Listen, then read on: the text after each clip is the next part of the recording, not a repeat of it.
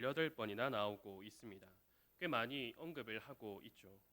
오늘 본문에서도 게으른 자여 게이미에게 가서 그가 하는 것을 보고 지혜를 얻으라라고 말하고 있습니다. 게으른 게 도대체 뭐길래 사람의 손톱보다 잘근 이 개미가 하는 것을 보고 지혜를 얻으라라고 말하고 있는 걸까요? 오늘날 진화 심리학자들은 사람의 게으름이 발전을 이끌었다라고 말하고 있습니다. 그래서 사람의 게으름은 발명의 어머니라고도 부르기도 하죠. 예를 들면 이 사람의 게으름 때문에 발명된 것이 있는데 바로 TV 리모컨입니다. TV가 처음 나왔을 때는 그 TV의 채널을 돌릴 때에 가까이 가서 레버를 돌려야 했습니다. 그런데 미국의 한 회사가 어떻게 하면 우리 회사의 TV를 잘 팔 수 있을까라고 생각하고 또 조사를 해보니 사람들이 이 TV 채널을 돌리는 것이 불편하다라고 말을 하고 일어서서 가까이 가는 것조차도 귀찮다라는 말을 들어서 그 회사가 TV 리모컨을 발명을 했다라고 합니다. 그리고 또 위대한 발견이라고 말하는 항생제인 페니실린은 이 박테리아를 연구하는 한 연구원이 이 박테리아를 배양하는 그 실린더를 씻기 귀찮아서 구석에 뒀다가 거기서 핀 곰팡이에서 이 바이러스를 억제하는 성분을 찾아내었다라고 말을 하죠. 또 게으름 때문에 생긴 음식도 있습니다. 18세기 영국의 한 백작은 이 노름에 빠져 살았습니다. 몇 날 며칠을 도박에 빠져 살다가 이 식사도 거른 채 그 도박에 매진을 했습니다. 그래도 도박을 계속해서 하기 위해서 뭐라도 먹어야 하는데 이 음식을 먹기 위해서 그 도박장을 벗어나는 것은 너무나 귀찮은 일이었다라고 합니다. 그래서 하인들에게 빵 사이에 채소와 고기를 넣어오라라고 했죠. 그래서 그 음식을 이 백작의 이름을 따서 샌드위치라고 부르기 시작했다라고 합니다. 이러한 여러 가지 이유로 게으름은 발명의 어머니라는 이름을 붙게 되었습니다. 이뿐만 아니라 바쁘게 흘러가는 이 현대 사회 속에서는 바쁘게 살아가는 사람들을 향하여서 미련하다라고 말하고 오히려 우리 눈에는 게으르게 보이는 사람들에게는 여유가 흘러 넘친다라고 말하는 것이 바로 오늘날의 모습이다라는 겁니다. 그래도 우리는 이 게으르다라는 것이 듣기에 안 좋고 그것이 좋지 못한 의미다라는 것을 알고 있습니다. 누가 게으르다라는 말을 듣고 좋아할 수 있겠습니까? 우리도 이 게으르다라는 것에 어떠한 의미를 알고 있지만 그럼에도 불구하고 솔로몬은 잠언을 통하여서 게으름은 옳지 않다라는 것을 우리에게 알려주고 있습니다. 그러면 우리는 이 솔로몬이 말하고 있는 게으름은 어떠한 의미인가에 대해서 분명하게 알아야 합니다. 일반적으로 생각했을 때 게으름의 반대는 무엇이라고 생각합니까? 우리가 생각했을 때 이 게으름의 반대는 부지런함이라고 생각할 수 있을 겁니다. 그래서 우리는 오늘 잠언에서 게으른 자여라고 했을 때 나의 하루를 돌아보기도 합니다. 내가 오늘 몇 시에 일어났고 또 일어나서 무엇을 했는지 쉬는 틈도 없이 집안일 혹은 직장의 일을 하고 오늘 이렇게 금요기도에 나오고 한 나의 모습을 보면 결코 그 누구도 나를 향하여서 게으르다라고 말할 수는 없다라고 생각할 수 있습니다. 그러나 부지런하다라는 것만으로 솔로몬이 말하고 있는 게으름의 반대가 되는 것이 아님을 우리는 알아야 합니다. 만약에 부지런한 것만이 게으르지 않다라는 것을 나타내 줄 수 있다면 부지런히 남의 것을 훔치는 도둑, 그리고 성실하게 사기를 치는 사기꾼, 최선을 다하는 깡패, 어떻습니까? 그들을 향하여서 우리가 저 사람들은 게으르지 않고 참 부지런하다라고 말할 수 있겠습니까? 물론 그들의 입장에서 자기들이 하는 일에 있어서 성실히 하고 부지런히 움직이기도 할 겁니다. 그러나 우리가 그들의 모습을 보았을 때는 그들이 바쁘게 움직이고 또 그들이 성실하게 움직이는 모습을 보고 우리가 그 사람들을 향하여서 참 좋은 하루를 보내고 있군요라고 말할 수 없다라는 겁니다. 그래서 우리는 이렇게 부지런하게 움직이는 모습만 보고 그 사람이 게으르지 않다라고 말할 수 없다라는 겁니다. 그러면 솔로몬이 말하고 있는 이 게으름이 무엇인가에 대해서 이 잠언에서 그 해답을 찾아보아야 합니다. 잠언 22장과 26장에서 게으른 사람이 이러한 말을 한다라고 합니다. 오늘 보면 잠언 26장 15절을 보면 게으른 자는 말하기를 사자가 밖에 있은즉 내가 나가면 거리에서 찢기겠다 하느니라 라고 말한다고 합니다. 당시 이스라엘은 농경 사회였습니다. 이렇게 게으른 자가 밖에 사자가 있다라고 하는 것은 어떤 마음에 하는 말일까요? 진짜 밖에 사자가 있다라고 해서 말을 하는 걸까요? 그렇지 않죠. 자기가 이 일을 하러 밖에 나갔을 때 만약에 사자를 만난다면 그 사자에게 해를 입고 내가 죽임을 당하니까 밖에 안 나가겠다라는 말을 하고 있는 거죠. 결국에는 이 말을 하는 마음에는 오늘 하루 일을 하고 싶지 않다라는 마음이 있는 겁니다. 사람은 자신이 해야 하는 일을 하지 않는 것을 핑계를 만들어서 그 모습을 정당화하려고 합니다. 솔로몬은 이러한 사람의 게으른 모습을 보고 바로 그러한 사람이 게으르다라고 말하고 있는 겁니다. 즉 단순히 겉으로 드러난 모습이 아니라 그 사람의 중심을 보고 있는 겁니다. 우리는 이러한 것을 영적 상태라고 말하기도 합니다. 이를 조금 더 풀어서 살펴보면 그리스도인으로서 해야 하는 일을 하지 않으며 하지 않는 것을 핑계와 변명으로 자기 자신을 정당화하는 것이 바로 솔로몬이 말하고 있는 게으름이다라는 거죠. 왜 자신을 정당화하겠습니까?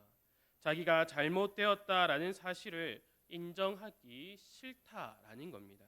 자기의 잘못을 인정하지 않고 그러한 삶을 정당화하기 위하여서 변명과 핑계의 거리들을 찾아 나선다라는 거죠. 이러한 것을 바로 자기 사랑이라고 말하기도 합니다. 잠언의 핵심은 지혜를 붙들고 또 지혜를 사랑하며 소유하는 것이다라고 했습니다. 그리고 이 지혜를 붙든다라는 것은 예수 그리스도를 붙드는 것이고 지혜를 사랑하는 것은 예수 그리스도를 사랑하는 것이다라고 했습니다. 지혜를 소유하는 것은 바로 예수 그리스도를 소유하는 것이죠. 즉 잠언에서 말하고 있는 것은 지혜를 너희가 얻고 또한 소유하고 사랑하라라고 하는 것은 예수 그리스도를 닮아가라라는 것을 말해주고 있다라고 했습니다.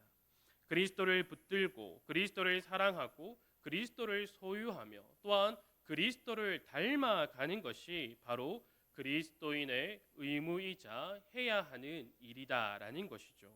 그러나 이를 하지 않고 자기를 사랑하는 것, 예수 그리스도보다 자기 자신을 더 사랑하는 것이 바로 영적 게으름이다라는 것을 솔로몬은 말해주고 있는 것입니다.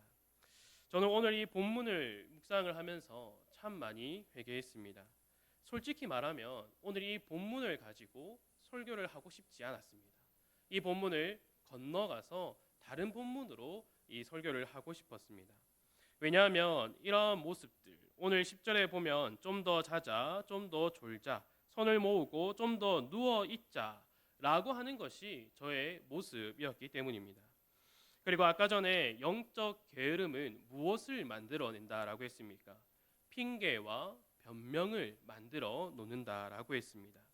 좀 더 자자, 좀 더 졸자, 좀 더 누워 있자라고 하는 마음에 저에게 있어서 핑계거리와 변명거리가 된 것은 바로 건강과 자녀였습니다. 몇 해 전에 건강검진을 하러 갔는데 이것저것 검사한 후에 결과를 들으려 의사를 만났습니다. 진료실에 가서 의자에 앉자마자 그 의사가 어떤 말을 했을까요?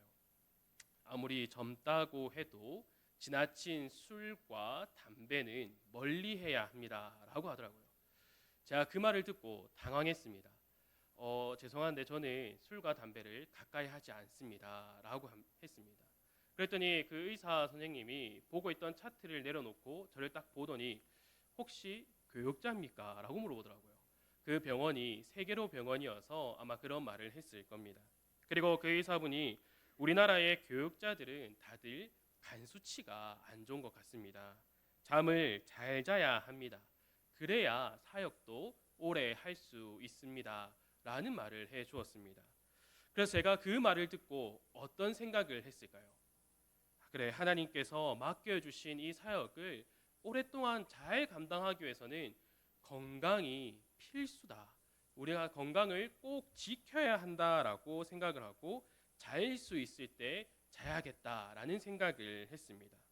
이러한 생각을 시작으로 제 마음에 어떤 마음이 들어왔냐면 오늘 본문 10절이 말하는 것처럼 좀 더 자자, 좀 더 졸자, 좀 더 누워 있자, 이러한 생각들이 나오기 시작했다라는 겁니다. 이러한 생각을 하기 시작한 게 바로 나의 건강이라는 핑계거리로부터 시작되었다라는 거죠. 그리고 저의 변명거리가 바로 자녀였습니다. 아기들이 태어나면 곧장 성인들처럼 쭉 오래 자지 않습니다. 한두 시간마다 일어나서 배가 고프다고 또 기저귀 때문에 불편하다고 울음을 터뜨리죠. 특히 저희 애들은 분유를 먹지 않고 모유만 먹었습니다. 그러니까 어떻겠습니까? 아이들이 모유가 소화가 잘 되니까 일찍 깨는 겁니다. 이 분유를 먹어야지 한 3시간 자고 4시간 자는데 모유만 먹으니까 많이 자야 1시간 반 아니면 뭐 30분, 1시간 단위로 새벽에 깼습니다. 아내가 늘 모유를 줬지만 아내가 모유를 주고 있을 때 남편이 자고 있으면 됩니까? 안 됩니까? 안 됩니다. 일어나서 뭐라도 하는 척을 해야지 구박을 안 받습니다. 그래서 저도 일어나서 구박을 안 받기 위해서 뭐가 필요하냐, 혹시 물이 필요하냐, 아기를 내가 재울까, 트름을 시킬까, 옆에서 계속해서 그랬습니다. 또 아내가 피곤해서 힘들 때면 얼려둔 모유를 꺼내서 중탕을 시켜서 제가 또 먹이기도 했습니다. 그러니까 피곤이 계속해서 쌓이는 거죠. 이게 또 저의 변명거리가 되는 겁니다. 내가 몸이 피곤하니까 좀 더 자자, 좀 더 졸자, 좀 더 누워 있자의 변명거리가 되었다라는 거죠. 건강과 자녀가 눈을 감은 저의 영적 상태에 있어서 핑계와 변명이 되었다라는 겁니다. 이러한 저의 모습을 저도 모른 채 그저 흘러 지나갔다라는 겁니다. 우리에게 쉼과 휴식은 필요합니다. 적절한 휴식은 반드시 필요하죠. 그러나 우리는 우리가 죄악된 본성을 가지고 있다라는 것을 늘 기억하며 휴식을 취해야 한다라는 겁니다. 적절하게 취해야 할 휴식과 게으름과 정력을 따라가는 휴식은 전혀 다르다라는 겁니다. 이를 분별할 수 있도록 해주는 것이 바로 말씀이다라는 거죠. 만약에 하나님의 말씀이 제 마음을 찔러 쪼개지 않았다면 저는 계속해서 건강과 자녀라는 핑계와 변명으로 저의 어두운 영적 상태를 계속해서 이어갔을 겁니다. 저도 모르게 건강을 위한다는 자기 사랑에 빠져 있던 걸 하나님께서는 말씀을 통하여서 저의 모습을 비춰 주셨다라는 겁니다. 그리고 그 모습을 보고 돌이켜야 한다라는 것을 알려 주셨다라는 겁니다. 자기 자신을 사랑하게 되면 우리는 우리가 해야 할 의무인 예수 그리스도를 온전히 사랑할 수 없게 됩니다. 건강을 지키는 것, 자녀를 양육하는 것, 쉼과 휴식을 취하는 것, 또한 다른 여러 가지들이 우리에게 있어서 필요합니다. 그러나 그것들이 예수 그리스도를 사랑하는 것보다 우선되거나 또한 그것들이 예수 그리스도를 사랑함에 있어서 우리의 발목을 붙잡게 둬서는 안 된다라는 거죠. 솔로몬이 말하는 게으름의 두 번째 모습은 한 자리에 머물러 있는 모습입니다. 잠언 26장 14절을 보면 이렇게 말하고 있습니다. 문짝이 돌적이를 따라서 도는 것 같이 게으른 자는 침상에서 도느니라. 아멘. 돌적이는 이 문짝을 문설주에 달아서 열고 닫을 수 있도록 해주는 장치입니다. 제가 사진을 하나 갖고 왔는데 이 빨간색 안에 있는 게 바로 돌적이입니다. 이렇게 수 돌적이와 암 돌적이를 하나로 이렇게 해서 문을 고정시키고 열고 닫을 수 있게 하는 거죠. 옛날에는 많이 썼지만 오늘날에는 이 돌적이를 잘 사용하지 않고 경첩을 만들어서 우리가 사용을 하고 있습니다. 문을 열고 닫을 때 돌적이가 움직이는 딱 그 자리에서만 문이 움직이게 됩니다. 문을 계속 열고 닫고 또 빠르게 열고 닫는 모습을 보면 그 모습을 보면서 이 분주하다, 또 바빠 보이고 열심히 자기 일을 잘 하고 있다라고 생각할 수 있습니다. 그러나 돌적이는 그 자리에 멈춰 있고 문이 움직이고 열고 닫히는 범위는 그 돌적이의 중심을 두고 있다라는 겁니다. 솔로몬이 말하는 게으름도 이와 같이 침상에만 맴돈다라고 말하고 있습니다. 침상을 벗어나지 못한다라는 겁니다. 침상을 벗어나지 못한다라는 것은 어떠한 발전과 자람이 있지 않다라는 것을 말해주는 겁니다. 성도는 자라가야 하는 존재입니다. 한 자리에 머물러 있는 것이 아니라 계속해서 자라가야 합니다. 베드로는 베드로후서 3장 18절에서 이렇게 말하고 있습니다.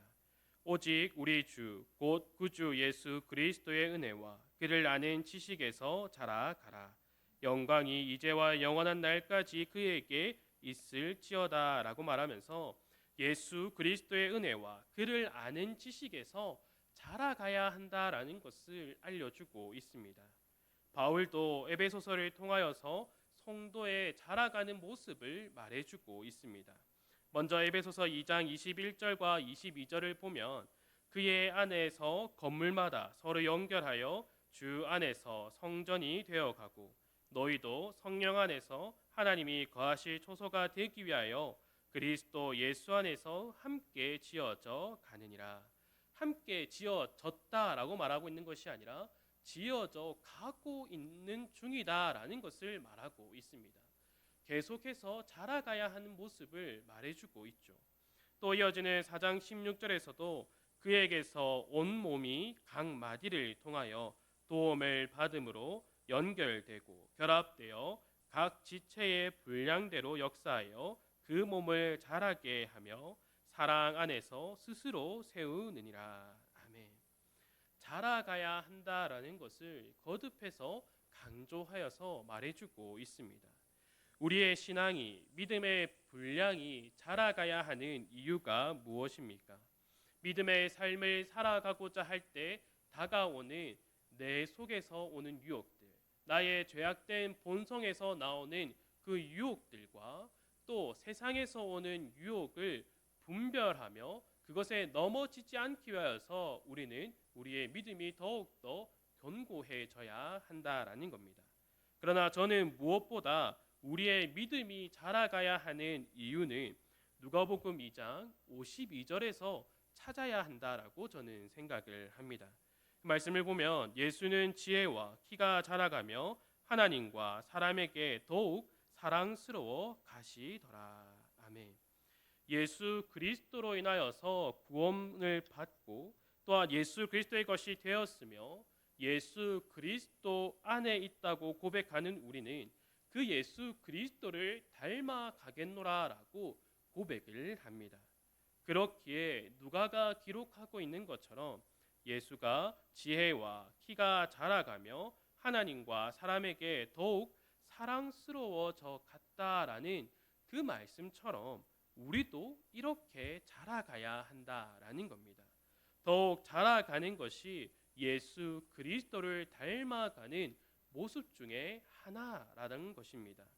그러나 우리가 자라가지 않고 그 자리에 맴돌며 그 자리에 멈춰 있다면 그것이 바로 영적인 게으름이다라는 것이죠.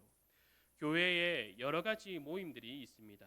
예배 모임과 기도 모임에 빠지지 않고 참여하고 또 주일에도 여러 가지 일들을 섬기고 있다고 해서 믿음이 자라가는 것은 아닙니다. 만약 이 일들이 습관적으로 반복이 되어진다면 모든 것이 자기 만족을 위한 일이며 또 자기 만족으로 인하여서 언젠가는 실증이 게으름이 찾아온다라는 것입니다. 우리는 하나님의 인도하심에 따라 하나님 보좌 앞으로 나아가야 합니다. 그리고 그 보좌 앞에서 하나님의 말씀의 그 빛이 우리를 비추어 그 말씀을 깨닫고 은혜를 누리기 위하여서 간절히 기도해야 한다라는 겁니다. 그래야 하나님께서 주시는 은혜와 말씀을 깊이 깨달음을 통하여서 우리의 믿음이 자라갈 수 있다라는 거죠.